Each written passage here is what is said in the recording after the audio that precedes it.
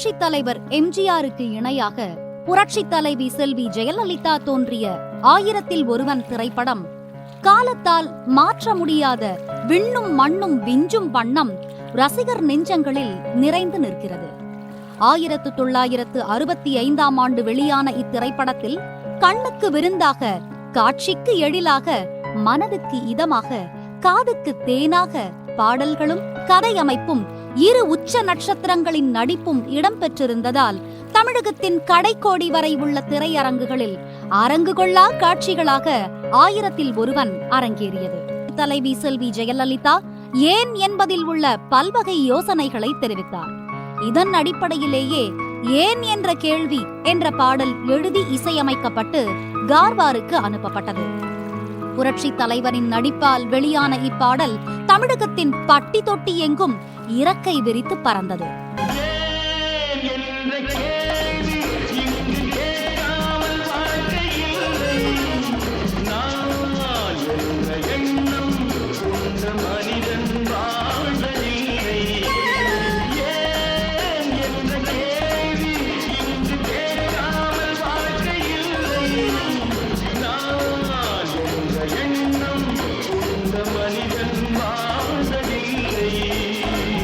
புரட்சி தலைவருடன் புரட்சி தலைவி இணைந்து நடித்த கன்னித்தாய் மற்றும் முகராசி ஆகிய திரைப்படங்கள் இளைஞர்களின் இதய இல்லங்களின் தலைவர்களாக உருவகப்படுத்தியது. ரோமன் ஹாலிடே என்ற அமெரிக்க திரைப்படத்தை தழுவி உருவாக்கப்பட்ட சந்திரோதயம் புரட்சி தலைவர் மற்றும் புரட்சி தலைவியின் நடிப்புக்கு திரை உலக வரலாற்றில் ஆதர்ஷ இணையாக திகழ்வதாக சென்னை முதல் குமரி வரை உள்ள ரசிக பெருமக்கள் ஆரவாரித்த தலைவர் எம்ஜிஆரின் அண்ணனான எம்ஜி சக்கரபாணியின் தயாரிப்பில் உருவான அரச கட்டளையில் செவாலியர் விஜயனாக தோன்றிய எம்ஜிஆரின் வசனங்களில் இருந்த உயிர்ப்பும் புரட்சி தலைவியின் நடிப்பும் வரலாற்று காலத்திற்கே அழைத்துச் சென்றன. நினைத்தேன் வந்தாய் 100 வயது, கேட்டேன் தந்தாய் ஆசை மனது. மக்கள் திலகம் எம்ஜிஆர் குண்டடிப்பட்டு மீண்டு வந்த பிறகு நடித்த படம் காவல்காரன். இத்திரைப்படம் 1967ஆம் ஆண்டு வெளியானது. இதனைத் தொடர்ந்து புரட்சி தலைவரும் புரட்சி தலைவியும் இணைந்து நடித்த ரகசிய போலீஸ் 115, தேர் திருவிழா, குடியிருந்த கோயில், கண்ணன் என் காதலன், ஒளிவிளக்கு, கணவன், புதிய பூமி, காதல் வாகனம் ஆகிய திரைப்படங்கள் 1968ஆம் ஆண்டு வெளியானது. 1966ஆம் ஆண்டு ஹிந்தி மொழியில் வெளியான ஃபூல் ஆர் பத்தார் என்ற திரைப்படத்தை தழுவி உருவாக்கப்பட்ட படம் குறைந்த நாட்களில் நடித்து வெளியான படம் காதல் வாகனம். இந்த திரைப்படம் 56 நாட்களில் படமாக்கப்பட்டது. மக்கள் திலகம் எம்ஜிஆர் தயாரிப்பில் உருவான அடிமைப்பெண் திரைப்படத்தில் புரட்சி தலைவி செல்வி ஜெயலலிதா அம்மா என்றால் அன்பு என்ற பாடலின் வாயிலாக 1969ஆம் ஆண்டு வெளியான இத்திரைப்படம் வெற்றி பெற்றதைப் போலவே அதனைத் தொடர்ந்து வெளிவந்த நம் நாடு புரட்சி தலைவரையும் புரட்சி தலைவியையும் தமிழகத்தின் இரு கண்களாகவே போற்றும் வகையில் மக்களின் மனதில் உருவகப்படுத்தியது.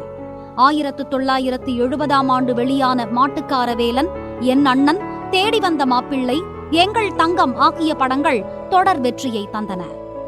1964ஆம் ஆண்டு ஹிந்தி மொழியில் வெளியான ஆய் மிலன் கி பேலா திரைப்படத்தை தழுவி தயாரிக்கப்பட்ட ஒரு தாய் மக்கள், குமரி கோட்டம், நீரும் நெருப்பும் ஆகிய திரைப்படங்கள் 1971ஆம் ஆண்டு வெளியானது. வேறுபட்ட கதாபாத்திரங்களில் தோன்றிய புரட்சி தலைவருக்கும் பொன்மன தலைவிக்கும் இத்திரைப்படங்கள் புகழாரம் சூட்டின. பொன்மன தலைவி செல்வி ஜெயலலிதாவுடன் புரட்சி தலைவர் எம்ஜிஆர் கருப்பு வெள்ளையில் நடித்த கடைசி படம் அன்னமிட்ட கை. இத்திரைப்படம் 1972ஆம் ஆண்டு வெளியானது. பொன்மனச் செம்மல் புரட்சி தலைவர் எம்ஜிஆரும் புரட்சி தலைவி செல்வி ஜெயலலிதாவும் வெளிப்புற படப்பிடிப்புகளிலும் உள்ளரங்கு படப்பிடிப்புகளிலும் பங்கேற்ற போது சக தொழிலாளர்களுடனும் நடிகர்களுடனும் அன்புடனும் பரிவுடனும் நடந்து கொண்டதை எண்ணி திரை உலக பிரமுகர்களும் நடிகையரும் நினைவு கூர்ந்துள்ளனர். எம்ஜிஆர் அப்படின்னு சொன்ன உடனே மறக்க முடியாத ஒரு மாமனிதர். அவரோட வாழ்ந்த காலங்கள்லாம் எல்லாம் நாங்கள் பண்ண புண்ணியம் நான் நினைக்கிறது உண்டு. அவருக்கு ஒரு விழா எடுத்தோம் நாங்கள், டாக்டர் பட்டம் வாங்கினதுக்காக சினிமா இண்டஸ்ட்ரி எல்லாம் சேர்ந்து. அப்போ லஞ்சுக்கு கூப்பிட்ருந்தார். லஞ்சுக்கு போய் உட்காந்துருக்கோம். நான் எல்லாம் பேசிக்கிட்டே இருக்காரு. சாப்பிட்றதுக்கு பசி நேரம் வந்துடுச்சு, சாப்பிடல, எல்லாம் பண்ணணும். கொஞ்சம் நேரம் ஆன உடனே யாரோ பையன் வந்து பின்னாடி ஏதோ ஒன்று சொன்னான், வாங்க முதலாளியெல்லாம் சாப்பிட போகலாம் வாங்கன்னாரு.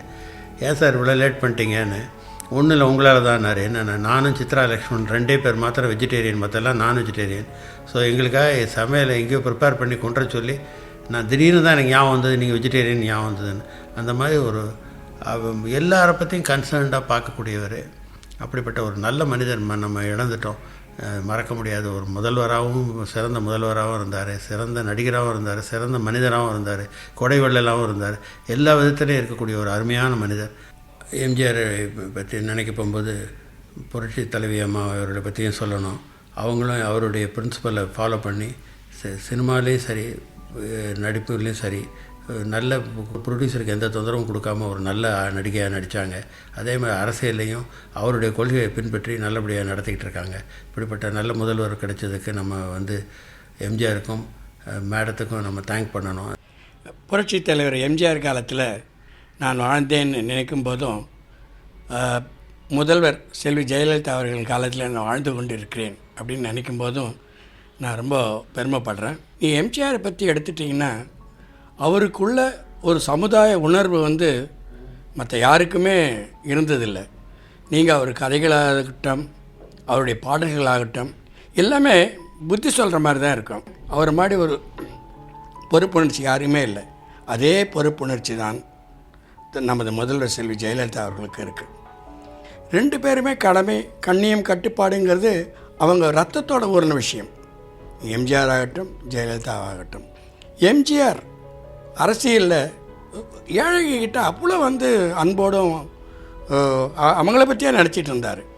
அதே மாதிரி தான் இன்றைக்கி செல்வி ஜெயலலிதா அவர்களும் ஏழை மக்களை பற்றி தான் நினச்சிட்டு இருக்காங்களே தவிர வேறு எதுவும் நினைக்கிறதில்ல. இப்போ இல்லை, நீ எத்தனை நூற்றாண்டுகள் ஆனாலும் சரி, புரட்சி தலைவரினுடைய பேர் வந்து நிச்சயமாக மறையவே மறையாது. அவர் பேரில் வந்து அவ்வளோ அன்பு இருக்காங்க. அதாவது தலைமுறை அவங்க இந்த இப்போ இருக்கிற குழந்தையினுடைய தாத்தா பார்த்துருந்தா கூட, அந்த தாத்தா வந்து அந்த குழந்தைக்கு வந்து இந்த படத்தில் இது யாருன்னு சொன்னால் அந்த குழந்தை அவ்வளோ ஆர்வமாக கேட்டுக்குது. அந்த மாதிரி வந்து அவர் வந்து இது பண்ணார். எதுக்காக மக்கள் வந்து கஷ்டப்பட்டாங்க, அவங்களுக்கு என்னென்ன மாதிரி ஒரு வந்து செய்யணும் அப்படிங்கிறது வந்து அவர் சினிமாவிலேருந்து அரசியலுக்கு வந்த அப்புறம் அவர் என்னென்னலாம் பண்ணணும்னு அவர் ஆசைப்பட்டாரோ அதெல்லாம் நிச்சயமாக அவர் வந்து பண்ணினார். அது மட்டும் இல்லை, ரொம்ப பெருமைப்பட வேண்டிய விஷயம், இது வரைக்கும் வழி நடத்துதலுக்கு அவர் வந்து தேடிய திருமகள் வந்தவங்களோ தேடி வந்த செல்வியோ அப்படின்னு சொல்லி அவங்க வந்து ஒரு பாட்டு பாடினார். அந்த பாட்டு வந்து நிச்சயமாக தேடி வந்த தலைவியோ அப்படின்னு சொன்னார். அந்த தேடி வந்த தலைவியை வந்து நிச்சயமாக அவருக்கு வந்து தெரிஞ்சு மாண்புமிகு முதல்வர் அவர்களை வந்து அம்மா அவர்களை தேர்ந்தெடுத்து இந்த கட்சிக்கு வந்து அவங்களுக்கு ஒரு பெரிய பொறுப்பு இது பண்ணி அவங்கள தலைவியாக்கி வழி நடத்துதலுக்கு வந்து இன்றைக்கி சொன்னார். அப்படின்னா அவர் நிஜமாகவே அவருக்கு தெரிஞ்சிருக்கு யார் வந்து நடத்துவாங்க அப்படின்னு தெரிஞ்சிருக்கு. எத்தனை ஆண்டுகள் ஆனாலும் புரட்சி தலைவர் ஒவ்வொரு காலகட்டத்திலும் ஒரு ஜென்ரேஷனும் அவரை பார்க்கும்போதெல்லாம் இவர் போல ஒருத்தர் நம்ம இல்லையே, அவர் இருக்கும்போது நம்ம இல்லையே அப்படின்ற ஃபீல் பண்ணுற அளவுக்கு ஒரு மிகப்பெரிய மாமனிதன் புரட்சி தலைவர் அவர்கள். மக்களுக்கு எது பிடிக்கும், மக்களுக்கு எது செய்யணும், இதெல்லாம் வந்து அவர் கூட இருந்த நெருங்கின அத்தனை பேருக்கும் நல்லா தெரியும். அதில் இன்றைக்கி நம்ம புரட்சி தலைவி அவர்கள், அவங்கள நீங்கள் பாருங்கள், எல்லா குணங்கள்லையும் பாருங்கள், அவரை பார்க்குற மாதிரி இருக்கும். புரட்சி தலைவரோட புத்திசாலித்தனத்தை அப்படியே நான் அவங்ககிட்ட பல தடவை பார்த்துருக்குறேன். அந்த புத்திசாலித்தனத்தை அதனால தான் அவங்களால அந்த இடத்துல அவருக்கு அடுத்தபடியாக இன்றைக்கி அந்த கழகத்தை வந்து அவங்க தோளில் தூக்கி சுமந்து அவங்க வந்து இன்றைக்கி வந்து இப்படி ஒரு நிலைக்கு கொண்டு வந்து மக்கள் எல்லாரும் விரும்புகிற அளவுக்கு ஒரு கழகமாக இன்றைக்கி வந்து தமிழக மக்களின் முதல்வராக அவங்க வந்து இருக்காங்கன்னா அதுக்கு காரணம் அவருடைய அந்த ஃபாலோயிங் தான். அவருடைய அந்த ஒரு அவருடைய கொள்கைகள், அவருடைய பழக்கங்கள், அவரோட பழகின விதங்கள், அவர் கற்றுக் கொடுத்த விதங்கள், அதையெல்லாம் பார்த்து தான் அவங்க வந்து இந்த நிலையில் இருக்காங்க. அவருடைய பெயர், அவருடைய புகழ் காலத்தால் அழியப் போவதே இல்லை.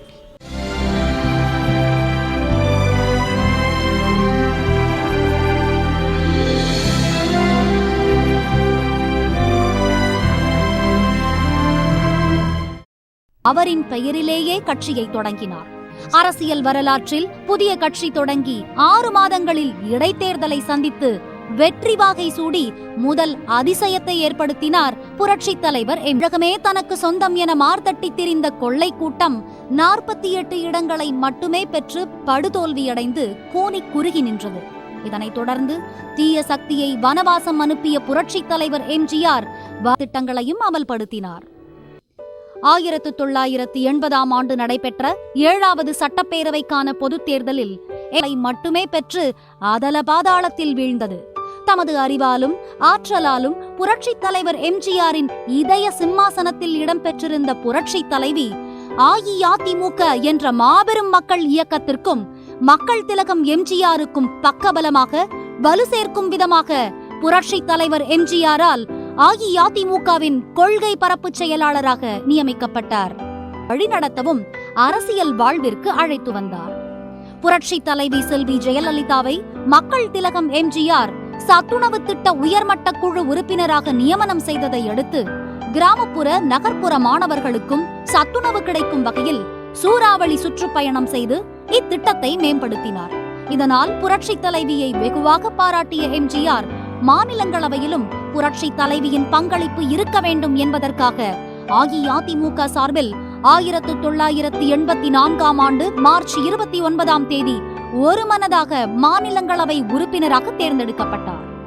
புரட்சி தலைவி ஜெயலலிதாவுக்கு ஒதுக்கப்பட்ட 185வது எண் கொண்ட இருக்கை 1962ஆம் ஆண்டில் பேரறிஞர் அண்ணா மாநிலங்களவைக்கு தேர்ந்தெடுக்கப்பட்ட போது ஒதுக்கப்பட்ட இருக்கை என்பது பின்னாளில் புரட்சி தலைவி முதலமைச்சராக 4ஆம் ஆண்டு 8வது சட்டப்பேரவைக்கு நடைபெற்ற தேர்தலில் அஇஅதிமுக கூட்டணி 195 இடங்களில் பிரம்மாண்ட வெற்றி பெற்றதற்கு புரட்சி தலைவி செல்வி ஜெயலலிதா மக்கள் திலகம் எம்ஜிஆர் தலைமையில் ஆட்சி மலர்ந்தது.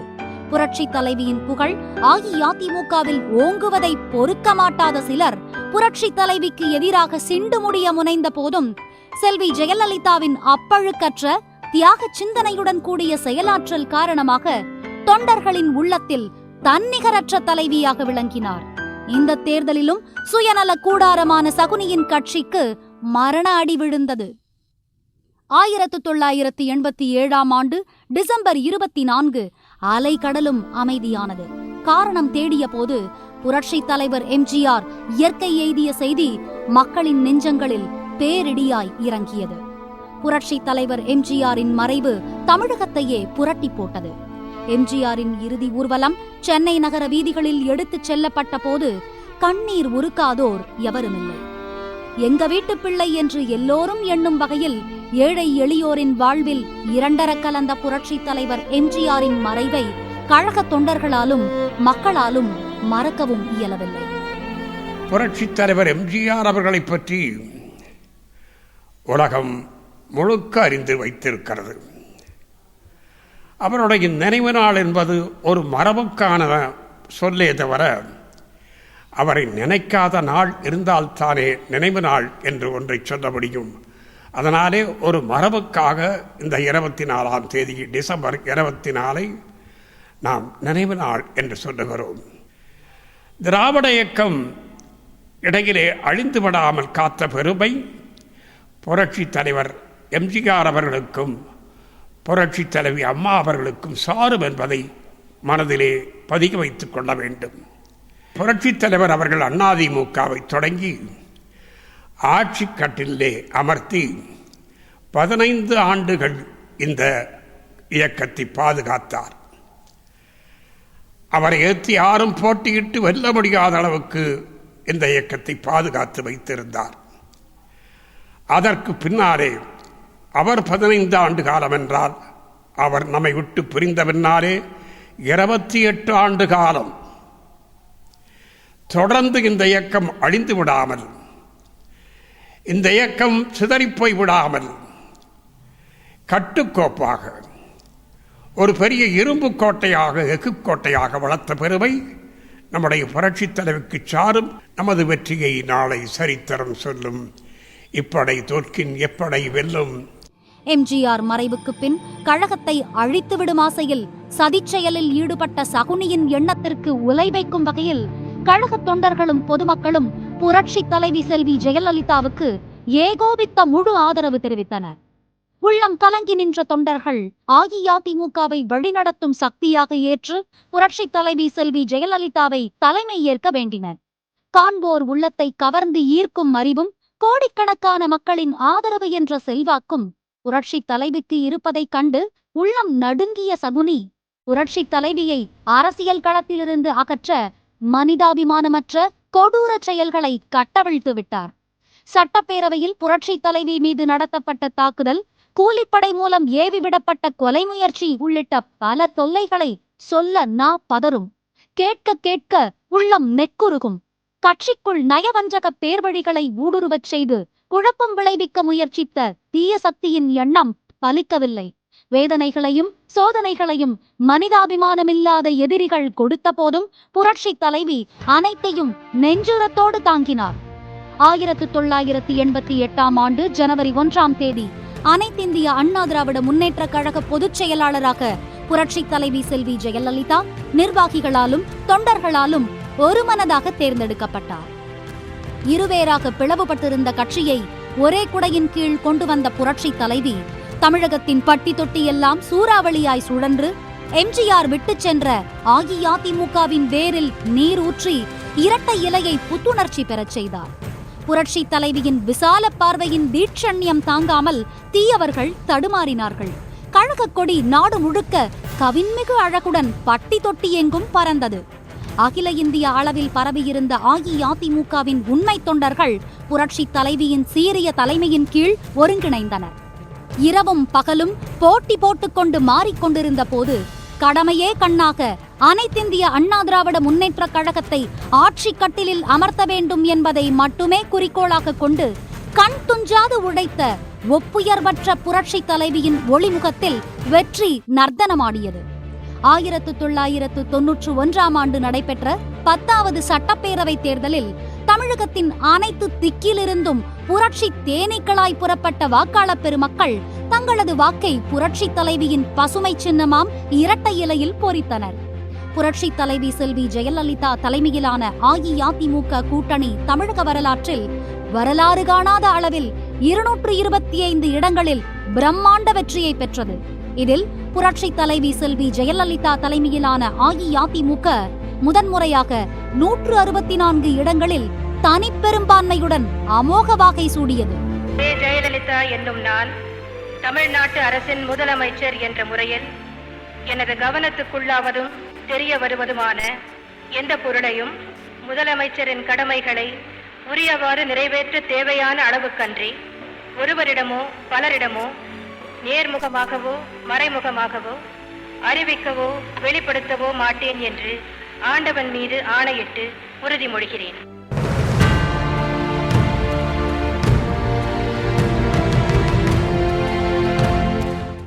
தமிழக மக்களின் ஏகோபித்த ஆதரவுடன் தமிழக முதலமைச்சராக முதன்முறையாக பொறுப்பேற்ற முதலமைச்சர் செல்வி ஜெயலலிதா தொட்டில் குழந்தை திட்டத்தை தமிழகத்தில் அறிமுகப்படுத்தி நாட்டிற்கே முன்னோடியாக சிசு கொலைகளுக்கு முற்றுப்புள்ளி வைத்தார். 2001 நடைபெற்ற 12வது சட்டப்பேரவை தேர்தலில் நாடு போற்றும் நன்மணி புரட்சி தலைவி செல்வி ஜெயலலிதா தலைமையிலான அஇஅதிமுக கூட்டணி 196 இடங்களில் வெற்றி பெற்றது. அஇஅதிமுக 132 இடங்களில் அறுதி பெரும்பான்மையுடன் முதலிடம் பெற்றதை தொடர்ந்து மக்களின் பேராதரவுடன் புரட்சி தலைவி செல்வி ஜெயலலிதா தமிழக முதலமைச்சரானார். பெண்களின் உயர்வில் அதிக அக்கறை கொண்ட புரட்சி தலைவி பெண்கள் நாட்டின் தூண்கள் என்பதை நிலைநாட்டும் வகையில் இந்தியாவிலேயே முதன்முறையாக பெண் போலீஸ் கமாண்டோ படையை உருவாக்கி புதிய சாதனை படைத்தார். புரட்சி தலைவர் எம்ஜிஆர் மகளிருக்காக கொண்டு வந்த திட்டங்களை மேம்படுத்தி புதிய திட்டங்களை இணைத்து மங்கையரின் வாழ்வில் ஒளியேற்றினார். மக்களை ஏமாற்றுவது ஒன்றையே வழக்கமாக கொண்ட தீய சக்தி இமாலய ஊழல்களை அரங்கேற்றி வந்தது. இதனை கண்டித்து புரட்சி தலைவி செல்வி ஜெயலலிதா தலைமையில் திருச்சியில் நடைபெற்ற மாபெரும் ஆர்ப்பாட்டம் ஒட்டுமொத்த இந்தியாவையே திரும்பி பார்க்க செய்தது. அலைகடல் என மதுரையில் திரண்ட மக்கள் கூட்டம் புரட்சி தலைவி செல்வி ஜெயலலிதா முதலமைச்சராவதற்கு வித்திட்டது. 2011 நடைபெற்ற தேர்தலில் புரட்சி தலைவி செல்வி ஜெயலலிதா தலைமையிலான அஇஅதிமுக 150 இடங்களில் தனிப்பெரும்பான்மையுடன் அமோக வெற்றி பெற்றது. இதனையடுத்து செல்வி ஜெயலலிதா சாதனை திலகமாக நாடு போற்றும் தலைவியாக தமிழக முதலமைச்சராக பொறுப்பேற்றார். புரட்சி தலைவி செல்வி ஜெயலலிதா ஏழை மக்களின் ஏகோபித்த ஆதரவுடன் முதலமைச்சராக பொறுப்பேற்றதும் சிதறி கிடந்த சரளை கற்கள் தாரோடு சேர்ந்து தலை நிமிர்ந்த சாலைகளாகின. முடங்கி கிடந்த போக்குவரத்து துறை புரட்சி தலைவியின் முயற்சியில் முதன்மை நிலைக்கு உயர்ந்தன. சீரழிந்திருந்த சுற்றுலா தலங்கள் சீரும் சிறப்பும் பெற்றன. சிதிலப்பட்டு கிடந்த காவல்துறை சீரடைந்தது. அல்லவை தேய்ந்து நல்லவை நடக்கத் தொடங்கின. வேளாண் துறையில் பல்வகை புதுமைகளை புகுத்தி 2ஆம் பசுமை புரட்சியினை உருவாக்கி தமிழகத்தை நாட்டின் முன்னோடி மாநிலமாக்கும் வகையில் எண்ணிலடங்கா அறிவுசார் திட்டங்களை செயல்படுத்தியுள்ள புரட்சி தலைவி செல்வி ஜெயலலிதாவின் சீரிய வழிகாட்டுதலில் தமிழகம் முன்னேற்ற பாதையில் பீடு நடை போடுகிறது.